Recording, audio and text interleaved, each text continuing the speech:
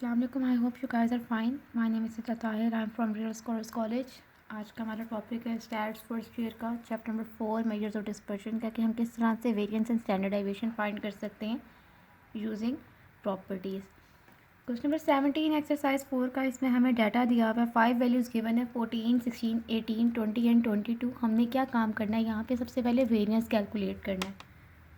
तो variance calculate करने के लिए सबसे पहले वेरिएंस का फार्मूला देखिए। वेरिएंस का फार्मूला होता है summation X square by N minus summation X by N का होल स्क्वायर। तो इसके लिए हमें क्या चाहिए? एक्स का समेशन चाहिए, मीन्स हमने एक्स की वैल्यूज़ को ऐड करना है। तो सबसे पहले मैंने एक्स का कॉलम बना लिया। एक्स की वैल्यूज़ 14, 16, 18, 20 एंड 22, इनको ऐड किया तो हमारे पास समेशन एक्स आ गया 90 के इक्वल। इसी तरह से एक्स स्क्वायर का समेशन किया, एक्स स्क्वायर की सारी वैल्यूज़ को ऐड किया तो इसका हमारा ये किसके इक्वल आ गया? 16, 60 के इक्वल आ गया। तो वेरिएंस ऑफ एक्स हमारे पास किसके इक्वल हो जाएगा? Summation X square by N minus summation X by N का होल स्क्वायर। वैल्यू पुट की समेशन एक्स की भी, समेशन एक्स स्क्वायर की भी वैल्यू पुट की, तो हमारे पास इसका आंसर आ गया which is equal to 8। Next चीज़ हमने क्या कैलकुलेट करनी है? उन्होंने कहा है विदाउट रीकैलकुलेशन। भी हमने रीकैलकुलेट नहीं करना। रीकैलकुलेट किए बगैर हमने वेरिएंस फाइंड करना है। अगर हम क्या करें, हम ऐड कर दें 5 टू ईच ऑब्जर्वेशन। अब ऑब्जर्वेशन को रिप्रेजेंट किया जाता है एक्स से, एक्स से रिप्रेजेंट किया है हमने हर ऑब्जर्वेशन को। इसमें हमने क्या काम करना है? 5 ऐड कर देना। अगर आप इसमें 5 ऐड कर दो और इसका वेरिएंस फाइंड करो तो ये प्रॉपर्टी क्या होती है कि वेरिएंस जो है वो चेंज ऑफ ओरिजिन से इफेक्ट नहीं होता। इट मीन्स अगर हम कोई कांस्टेंट ऐड या सब्ट्रैक्ट कर दें उसका वेरिएंस पर कोई इफेक्ट नहीं आएगा, उसका होना ना होना इक्वल है। तो वेरिएंस ऑफ एक्स प्लस 5 किसके इक्वल होगा? वेरिएंस ऑफ एक्स के, क्योंकि 5 का वेरिएंस जो है वो 0 के इक्वल होता है। किसी भी कांस्टेंट का वेरिएंस 0 के इक्वल। तो वेरिएंस ऑफ एक्स हमने ऑलरेडी कैलकुलेट किया हुआ है क्योंकि डाटा तो वही है। तो हमारे पास वेरिएंस ऑफ एक्स प्लस 5 का आंसर भी ये आ गया इक्वल टू 8। नेक्स्ट पार्ट है सब्ट्रैक्टिंग 5 फ्रॉम ईच ऑब्जर्वेशन। हमने क्या काम करना है? हमने हर वैल्यू में से 5 को करना है सब्ट्रैक्ट।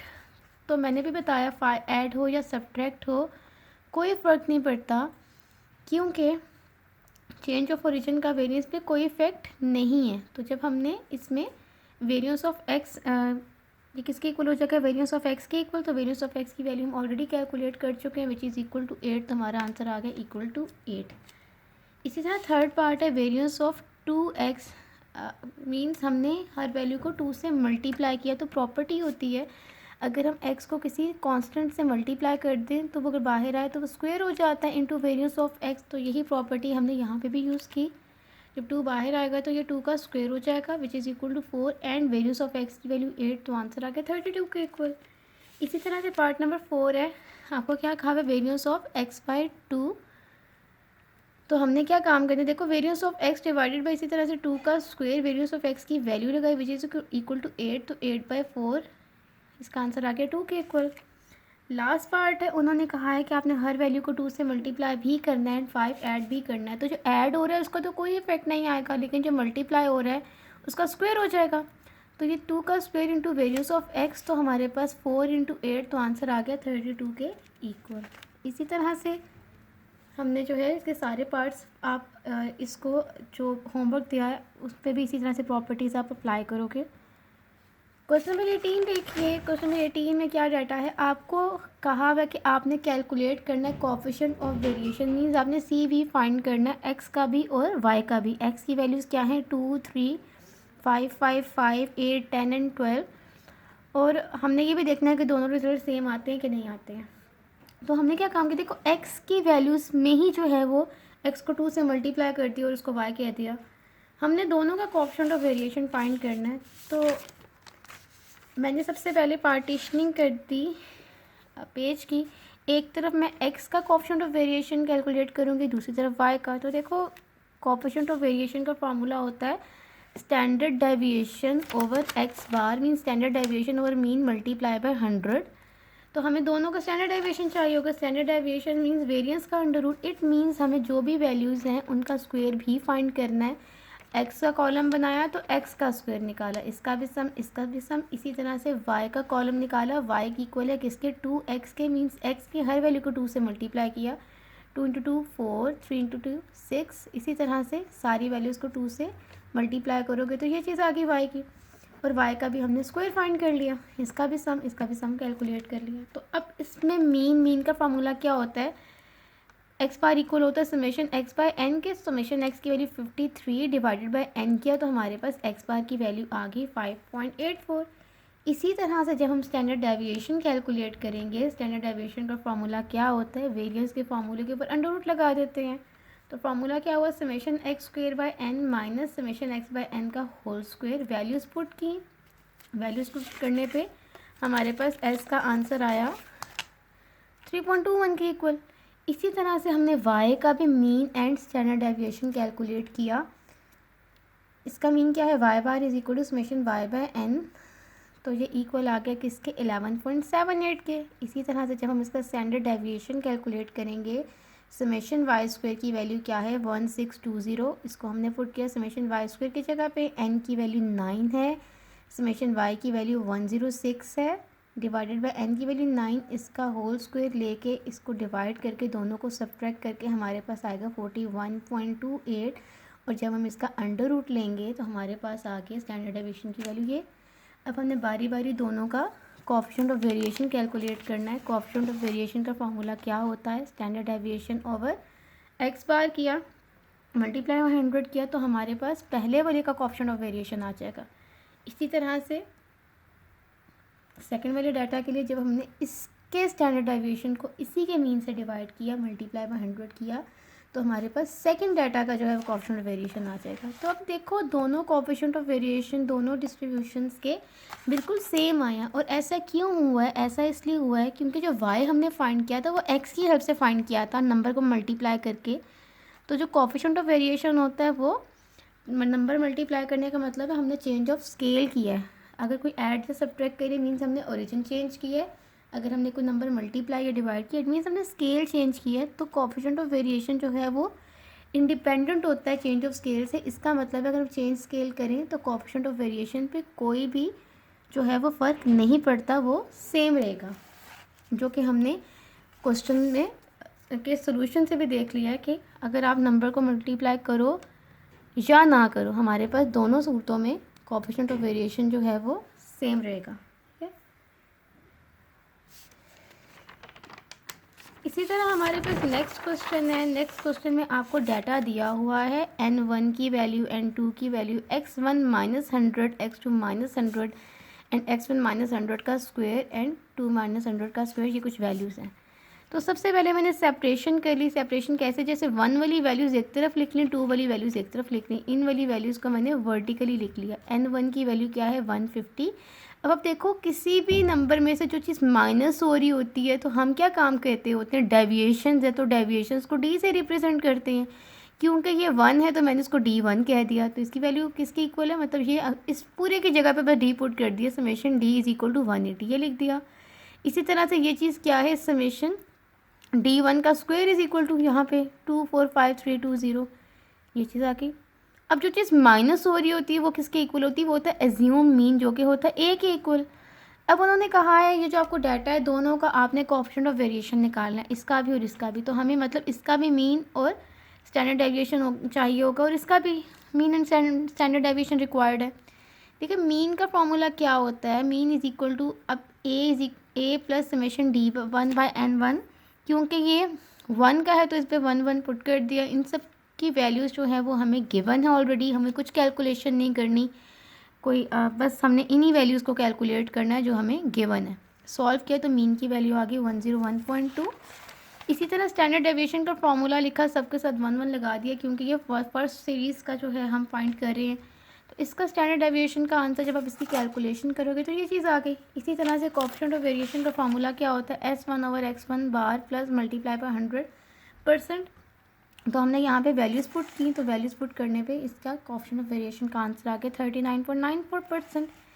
यही चीज़ हमने सेम सेकंड वाले डाटा के लिए भी करनी है। हमें n2 की वैल्यू दी हुई है। अब देखो यहाँ पे भी ये चीज़ क्योंकि डेविएशन है तो इसको d कह दिया, लेकिन ये 2 का है तो d2 कह दिया। सिमिलरली ये d2 का स्क्वायर किसके इक्वल 43850 और a की वैल्यू 100।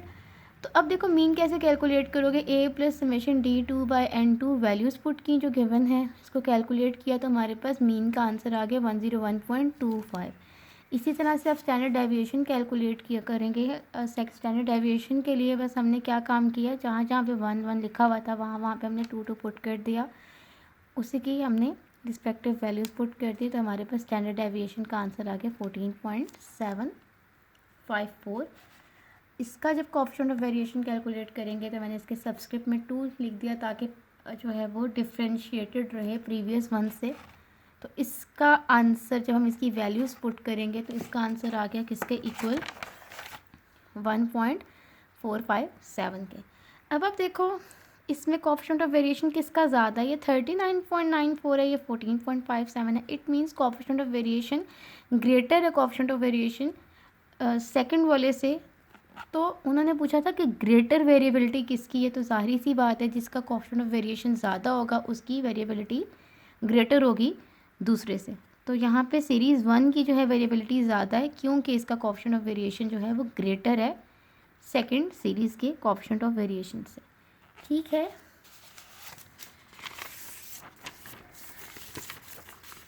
अब नेक्स्ट क्वेश्चन है, उसकी मैं हिंट दे रही हूँ। नेक्स्ट क्वेश्चन की स्टेटमेंट क्या है, रवाद electronics is giving 2 training programs. अब देखो 2 ट्रेनिंग प्रोग्राम्स हैं,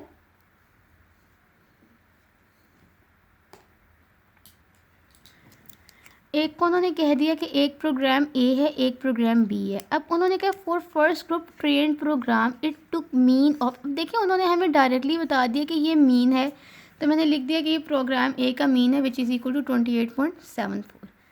फिर वो कहते हैं उसका वेरिएंस, वेरिएंस मीन्स S1 के ऊपर स्क्वायर आ गया, सो 79.39। तो मैंने उसका स्टैंडर्ड डेविएशन भी जो है वो क्या होगा, इसका अंडर रूट वो आप लोग खुद कैलकुलेट करोगे क्योंकि मैं सिर्फ इस क्वेश्चन की आपको हिंट दे रही हूँ। अब आप देखिए प्रोग्राम बी में क्या कहा है, उन्होंने कहा मीन जो है वो 20.5 है, तो मीन मैंने लिख दिया कि सेकंड उसको 2 कह दिया, तो ये 20.5 है। इसका वेरिएंस क्या कहा है कि इसके वेरिएंस की वैल्यू 79.39 है, सॉरी इसके वेरिएंस की वैल्यू 54.76 है, वो लिख दी। तो इसका स्टैंडर्ड डेविएशन कैसे आएगा, जब हम इसका अंडर रूट ले लेंगे तो ये हो जाएगा। बस आपने दोनों का कोएफिशिएंट ऑफ वेरिएशन जो है वो फाइंड करना है। कोएफिशिएंट ऑफ वेरिएशन का formula S1 over x1 bar multiply by 100, मतलब एक स्टैंडर्ड डेविएशन को मीन से डिवाइड कर दो मल्टीप्लाई बाय 100। यही चीज़ आप प्रोग्राम ए के डाटा के लिए भी करोगे, बी के डाटा के लिए भी करोगे। तो उन्होंने पूछा कि लेस वेरिएबिलिटी किसकी है, तो जिसका कोएफिशिएंट ऑफ वेरिएशन जिस वैल्यू डिस्ट्रीब्यूशन का लेस होगा, इसका मतलब है कि उस वाले प्रोग्राम की वेरिएबिलिटी लेस होगी। तो इसको आप लोगों ने खुद जो है वो सॉल्व करना है। अब क्वेश्चन नंबर 3 है। क्वेश्चन नंबर 3 में आपको डाटा दिया हुआ है और उन्होंने आपसे कहा है कि आपने फाइंड करनी है परसेंटेज लिमिट्स के अंदर कि किस तरह से कितनी जो है वो वैल्यूज़ जो है वो लाई करती हैं। अब देखिए आपको कुछ इस तरह के लिमिट्स जो हैं वो कहीं हुई हैं कि x बार प्लस माइनस एस, इसी तरह से x बार प्लस माइनस 2s। अब आपको इसमें क्या रिक्वायर्ड है, एक हमें मीन और मिल जो है वो हमें रिक्वायर्ड, हमने मीन फाइंड करना है, और एक कहा हुआ है कि आपने स्टैंडर्ड डेविएशन फाइंड करना है। तो हम सबसे पहले क्या करेंगे, हम जो है वो जो भी डाटा x की वैल्यू, जहाँ पे जगह थोड़ी कम थी तो मैंने उसी जगह को यूटिलाइज़ किया। x की वैल्यूज़ 20 थी तो ये x की वैल्यू सामने स्क्वायर, फिर x की वैल्यू सामने स्क्वायर, x की वैल्यू सामने स्क्वायर। हमें क्या चाहिए, समेशन x, सारी x की वैल्यूज़ को जब आप इन तीनों कॉलम्स की वैल्यूज़ को ऐड करोगे तो ये 1299 हो गया।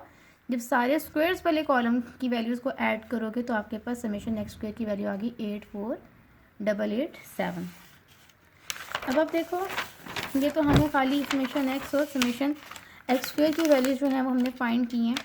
तो मीन किसके इक्वल हो जाएगा, मीन इक्वल हो जाएगा summation x by n which is equal to 1299 divided by 20, क्योंकि समेशन x 1299 के इक्वल है और n की वैल्यूज़ मतलब n टोटल हमारे पास जो ऑब्जर्वेशन थी वो 20 थी, तो मीन आ गया किसके इक्वल, 64.95 के इक्वल। इसी तरह से स्टैंडर्ड डेविएशन का फॉर्मूला क्या होता है, summation x square by n minus summation x by n का होल स्क्वायर। हमने जब इसको कैलकुलेट किया तो हमारे पास स्टैंडर्ड डेविएशन की वैल्यू आ गई 5.08।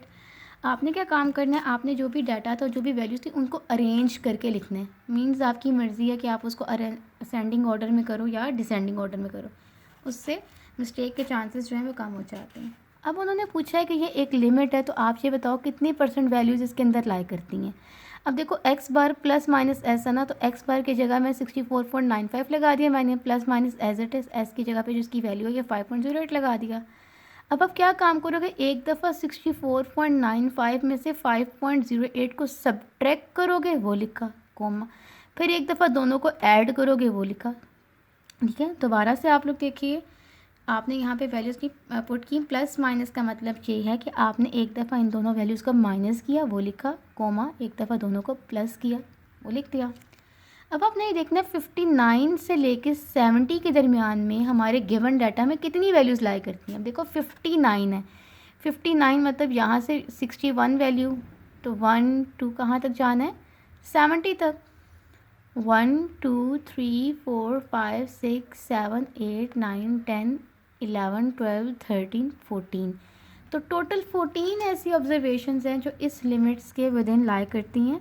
तो इसकी परसेंटेज क्या निकलेगी, हमने लिखा 14 डिवाइडेड बाय टोटल ऑब्जर्वेशंस, क्योंकि 20 की इक्वल थी, 14 बाय 20 मल्टीप्लाई बाय 100 किया तो हमारे पास 70% आ गया। इसका मतलब ये है कि इस लिमिट में 70% वैल्यूज़ जो हैं वो लाई करती हैं। इसी तरह से आपने अब नेक्स्ट जो उन्होंने कहा एक्स बार प्लस माइनस 2s आपने फाइंड करना है। तो अब जब 2 को मल्टीप्लाई कर देंगे ना इसके साथ, एक दफ़ा माइनस करेंगे और एक दफ़ा प्लस करेंगे, तो हमारे पास ये लिमिट आ गई। अब आपने देखना है इस लिमिट में कितनी वैल्यूज़ लाई करती है, 54 से लेके 75 तक। तो देखो 54 है, तो 1 2 3 4 5 6 7 8 9, तब 75 तक देखा जाए तो बस एक लास्ट वैल्यू नहीं आती, मीन्स 19 वैल्यूज़ लाई करती हैं। तो हमने लिख लिया 19 डिवाइडेड बाय टोटल कितना है 20 मल्टीप्लाई बाय 100 किया, इट मीन्स 95% वैल्यूज़ जो हैं वो इस रेंज में लाई करती हैं। लास्ट वन है एक्स प्लस माइनस 3s, तो ये 49 से लेके 80 तक की हमारे पास लिमिट आई, तो मीन्स सारी वैल्यूज़ इसमें लाई करती हैं। तो हमने लिख दिया कि 20 डिवाइडेड बाय 20, क्योंकि टोटल वैल्यूज़ जो इसमें इस रेंज में लाई करती हैं वो है 20, और ओवरऑल जो है वैल्यूज़ वो भी 20 है, मल्टीप्लाई बाय 100 किया तो हमारे पास क्या आ गया 100%। इट मीन्स इस रेंज में 100% वैल्यूज़ जो हैं वो लाई करती हैं। आज का हमारा लेक्चर बस यहीं तक था। इससे रिलेटेड क्वेश्चंस मैं अभी आप लोगों को मेंशन कर दूँगी। कोई भी क्यूरीज हो, कोई भी आपको प्रॉब्लम हो तो आप लोग मुझसे डिस्कस कर सकते हैं। Thank you so much. अल्लाह हाफ़िज़।